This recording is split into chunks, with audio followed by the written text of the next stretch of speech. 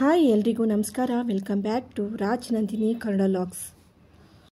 ಬೆಣ್ಣೆ ಪುಡಿ ಮಸಾಲೆ ದೋಸೆ ಹೇಗೆ ಮಾಡೋದು ಅಂತ ತೋರಿಸ್ತಾ ಇದ್ದೀನಿ. ದೋಸೆ ಮಾಡೋ ಹಿಂದಿನ ದಿನ ಅಕ್ಕಿನ ನೆನೆಸ್ಕೊತಾ ಇದ್ದೀನಿ. ರೇಷನ್ ಅಕ್ಕಿ ತೊಗೊಂಡಿದ್ದೀನಿ. 2 ಗ್ಲಾಸಷ್ಟು ರೇಷನ್ ಅಕ್ಕಿನ ತೊಗೊಂಡಿದ್ದೀನಿ.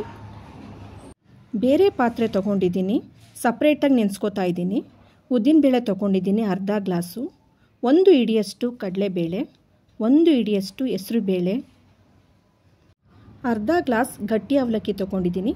ಅದನ್ನು ಕೂಡ ಉದ್ದಿನಬೇಳೆ ಜೊತೆನೇ ಹಾಕೋತಾ ಇದ್ದೀನಿ. 1 ಸ್ಪೂನಷ್ಟು ಮೆಂತ್ಯ. ಇಷ್ಟನ್ನು ಹಾಕ್ಕೊಂಡು ರೇಷನ್ ಅಕ್ಕಿ ಮತ್ತು ಉದ್ದಿನಬೇಳೆನ ಚೆನ್ನಾಗಿ 5-6 ಸತಿ ತೊಳೆದು ನೆನೆಸಿಟ್ಕೊಂಡಿದ್ದೀನಿ. ಬೆಳಿಗ್ಗೆ 11 ಗಂಟೆಲಿ ನೆನೆಸಿಟ್ಕೊಂಡೆ. ಸಂಜೆ 5 ಗಂಟೆಲಿ ನೀಟಾಗಿ ನುಣ್ಣಗೆ ರುಬ್ಬಿಟ್ಕೋತಾ ಇದ್ದೀನಿ. ರುಬ್ಬಿಟ್ಕೊಂಡಿದ್ದಾದಮೇಲೆ ಯಾವುದೇ ರೀತಿ ಉಪ್ಪು ಮತ್ತು ಸೋಡಾನ ಬೆರೆಸಿಲ್ಲ ನಾನು.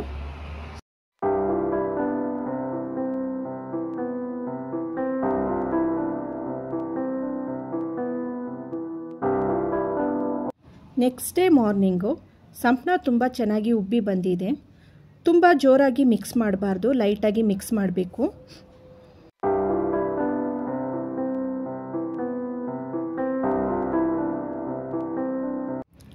ಒಂದು ಬೌಲ್ ತೊಗೊಂಡಿದ್ದೀನಿ. ಆ ಬೌಲ್ಗೆ 2 ಗ್ಲಾಸಷ್ಟು ಅಕ್ಕಿ ಹಿಟ್ಟು, 1 ಗ್ಲಾಸಷ್ಟು ಸೂಜಿ ರವೆ ಅಂದರೆ ಚಿರೋಟಿ ರವೆ, 2 ಸ್ಪೂನು ಮೈದಾ ಹಿಟ್ಟು, 1 ಸ್ಪೂನಷ್ಟು ಸಕ್ಕರೆ, ಇಷ್ಟನ್ನು ಹಾಕ್ಕೊಂಡು ಮಿಕ್ಸ್ ಮಾಡ್ತಾ ಇದ್ದೀನಿ ಚೆನ್ನಾಗಿ. ನೀರು ಹಾಕ್ಕೊಂಡು ಗಟ್ಟಿಗೆನೆ ಕಲಸಿಟ್ಕೋಬೇಕು.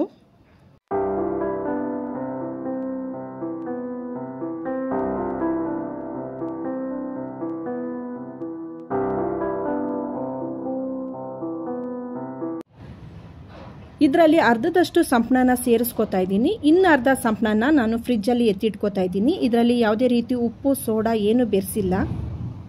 ನನಗೆ ಎಷ್ಟು ಬೇಕು ದೋಸೆ ಮಾಡ್ಕೊಳ್ಳೋದಕ್ಕೆ ಅಷ್ಟು ಮಾತ್ರ ಬೆರೆಸ್ಕೋತಾ ಇದ್ದೀನಿ. ಸ್ವಲ್ಪ ಉಪ್ಪು ಹಾಕಿ ಚೆನ್ನಾಗಿ ಮಿಕ್ಸ್ ಮಾಡ್ಕೋತಾ ಇದ್ದೀನಿ. ಏಕೆಂದರೆ ನಾನು ಆವಾಗಲೇ ಉಪ್ಪು ಹಾಕಿಲ್ಲ, ಹಾಗಾಗಿ ಇವಾಗ ಉಪ್ಪನ್ನು ಹಾಕ್ಕೊಂಡು ಚೆನ್ನಾಗಿ ಮಿಕ್ಸ್ ಮಾಡ್ತಾ ಇದ್ದೀನಿ. ಸೋಡಾನ ನಾನು ಯೂಸ್ ಮಾಡ್ತಾ ಇಲ್ಲ ಇಲ್ಲಿ.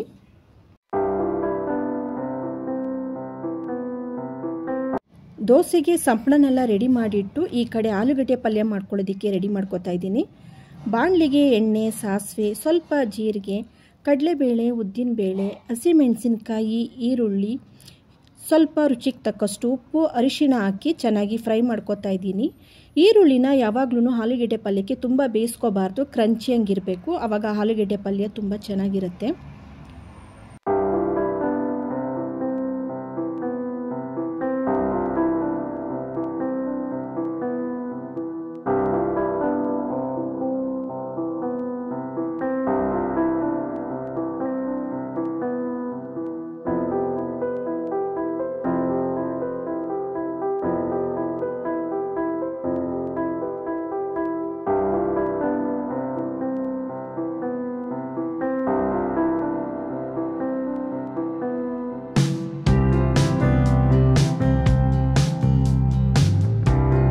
ಕೊನೆಯಲ್ಲಿ ಕೊತ್ತಂಬರಿ ಸೊಪ್ಪು ಹಾಕಿ ಮಿಕ್ಸ್ ಮಾಡಿದ್ರೆ ಆಲೂಗೆಡ್ಡೆ ಪಲ್ಯ ಕೂಡ ರೆಡಿ ಆಯಿತು.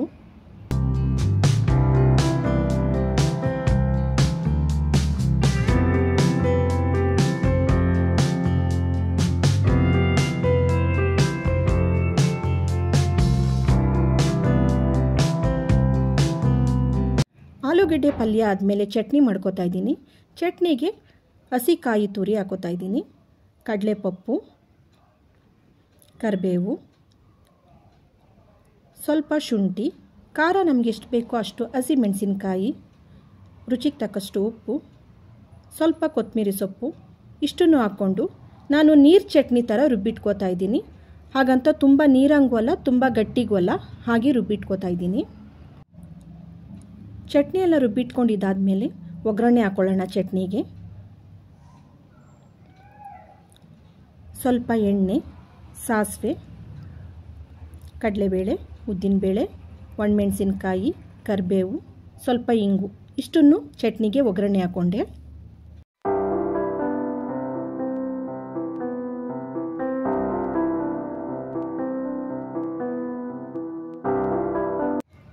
ಚಟ್ನಿ ಎಲ್ಲ ರೆಡಿ ಆದಮೇಲೆ ದೋಸೆ ಹಾಕ್ಕೊಳ್ಳೋಣ. ನಾನೇನು ರೆಡಿ ಮಾಡಿ ಇಟ್ಕೊಂಡಿದ್ದೆ ಸಂಪಣ ಅದರಲ್ಲಿ ದೋಸೆನ ಹಾಕೋತಾ ಇದ್ದೀನಿ.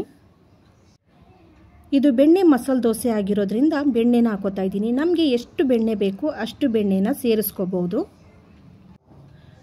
ಇಂದಿನ ವ್ಲಾಗಲ್ಲಿ ಮಸಾಲ ದೋಸೆ ಮೇಲೆ ಇಡ್ಲಿ ಮೇಲ್ಗಡೆ ಪುಡಿ ಮಸಾಲೆನ ಹೇಗೆ ಮಾಡೋದು ಅಂತ ತೋರಿಸ್ಕೊಟ್ಟಿದೆ. ಅದೇ ಪುಡಿನ ಯೂಸ್ ಮಾಡಿ ಮಸಾಲೆ ದೋಸೆ ಮಾಡ್ತಾ ಇದ್ದೀನಿ. ಬೆಣ್ಣೆ ಎಲ್ಲ ಹಾಕ್ಕೊಂಡಿದ್ದಾದಮೇಲೆ ಪುಡಿನ ಉದುರಿಸ್ತಾ ಇದ್ದೀನಿ, ಮಸಾಲೆ ಪುಡಿನ. ಇದನ್ನು ಕೂಡ ನಮಗೆ ಎಷ್ಟು ಬೇಕೋ ಅಷ್ಟನ್ನು ಪುಡಿ ಮಸಾಲೆನ ಉದುರಿಸ್ಕೋಬೇಕು.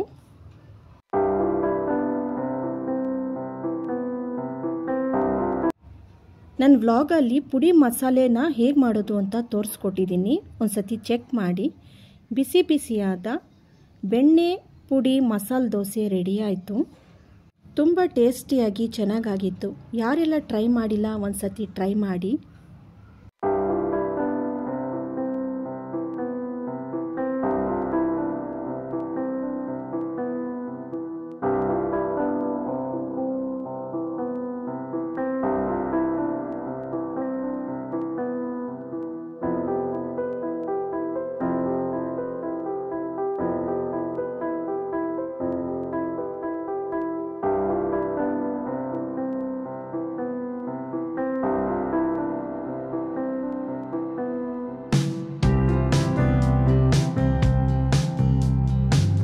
ನಿಮ್ಮ ಟೈಮ್ ಕೊಟ್ಟು ನನ್ನ ವಿಡಿಯೋ ನೋಡಿದ್ದಕ್ಕೆ ಥ್ಯಾಂಕ್ ಯು ಸೋ ಮಚ್.